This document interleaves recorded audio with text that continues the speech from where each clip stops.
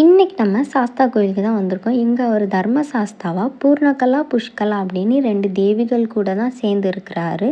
இதுதான் மெயின் சன்னதியோட நுழைவாசல். இங்கே போகிறதுக்கு முன்னாடி நம்ம பக்கத்துலேயே இருக்க நாகசிலைகள்லாம் பார்த்து சாமி கும்பிட்டுட்டு வந்துக்கலாம். உங்களுக்கு ஏதாச்சும் சர்ப்பதோஷம் அந்த மாதிரி இருக்குன்னா நீங்கள் வந்து மஞ்சள் போட்டு பால் ஊற்றி நீங்கள் வேண்டிட்டு வந்தீங்கன்னா உங்களுக்கு அந்த தோஷம்லாம் போயிடும் அப்படின்னு வந்து நம்பப்படுது. பக்கத்துலேயே வந்து இன்னொரு சன்னதி இருக்குது. இங்கே வந்து இருக்கிறவங்க தான் கர்ப்ப ரக்ஷாம்பிகை. இந்த அம்மனையும் பார்த்து நல்லா சாமி கும்பிட்டாச்சு. இந்த கோயிலை சுற்றி ஃபுல்லாகவே ஆலமரமாக தான் இருக்கும். எல்லோரும் கண்டிப்பாக ஃபேமிலியோடய வந்து ஒரு டைம் ஆச்சும் விசிட் பண்ணுங்கள். அதுக்கப்புறம் உங்களுக்கு ஏதாச்சும் பரிகாரம் பண்ணால் நீங்கள் பண்ணிக்கலாம்.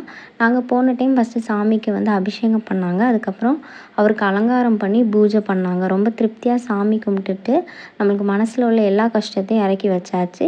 அதுக்கப்புறம் நம்மளுக்கு பிரசாதமாக சர்க்கரை பொங்கல் கொடுத்தாங்க. அதையும் வாங்கி சாப்பிட்டுட்டு நம்ம வீட்டுக்கு கிளம்பியாச்சு. பாய்.